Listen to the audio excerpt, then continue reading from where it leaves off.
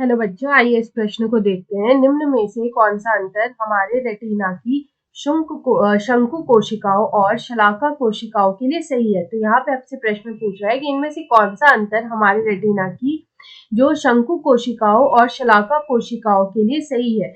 यहाँ पे हमें जो सही विकल्प है वो यहाँ पे चुन के बताना है कि कौन सा अंतर यहाँ पे सही है। तो यहाँ पे सबसे पहले इस प्रश्न की मुख्य अवधारणा देखेंगे। तो यहाँ पे अगर हम इस प्रश्न की मुख्य अवधारणा लिखें तो हमारा जो रेटिना होता है वो नेत्र में पाया जाता है। तो यहाँ पे हम बोल सकते हैं कि रेटिना नेत्र में पाया जाता है, पाया जाता है। तो यहाँ पे अब अगर हम बात करें तो यहाँ पे हम बात करेंगे प्रकाश ग्राही की। तो यहाँ पे अगर हम देखें तो जो प्रकाश ग्राही कोशिकाएं होती हैं, जो प्रकाशग्राही कोशिकाएं हैं, ये दो प्रकार के होते हैं। ये दो प्रकार के होते हैं। तो यहाँ पे कौन कौन से दो प्रकार के होते हैं? तो एक आता है शंकु कोशिका, एक आता है शंकु कोशिका, और दूसरा यहाँ पे क्या आएगा? तो वो यहाँ पे हो जाएगा शलाका कोशिका, शलाका कोशिका।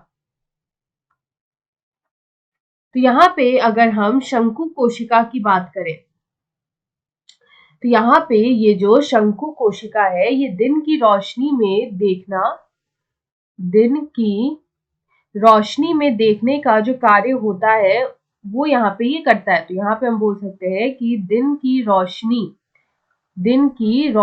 में देखना, दिन की रोशनी में देखना, इसके अलावा तथा दिन की रोशनी में देखना तथा रंग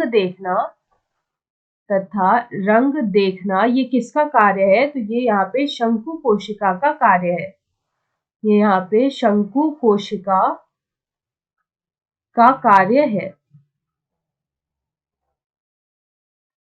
वहीं अगर हम बात करें कम प्रकाश में देखना, तो यानी कि रात्रि के समय जो दृष्टि होती है, यानी कि हम बोल सकते हैं कि कम प्रकाश में देखना, कम प्रकाश में देखना, जिसको हम लोग बोलेंगे रात्रि दृष्टि, जिसको हम लोग रात्रि दृष्टि बोलते हैं, या फिर इसी को हम लोग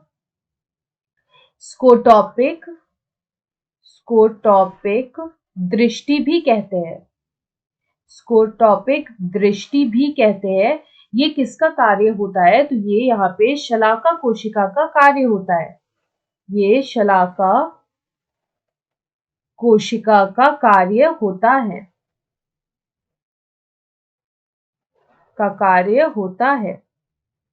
तो यहाँ पे अगर हम इस प्रश्न का सही उत्तर देखें तो विकल्प ए में हमारा दे रखा है, एक हो गया कम प्रकाश में देखना और एक हो गया रंगों को देखना और तेज प्रकाश में विस्तृत दृष्टि, यानी कि दिन की रोशनी में तेज प्रकाश में देखना। तो विकल्प ए हमारा यहाँ पे सही उत्तर है। आशा है आप इसे अच्छी तरह समझ गए होंगे। धन्यवाद।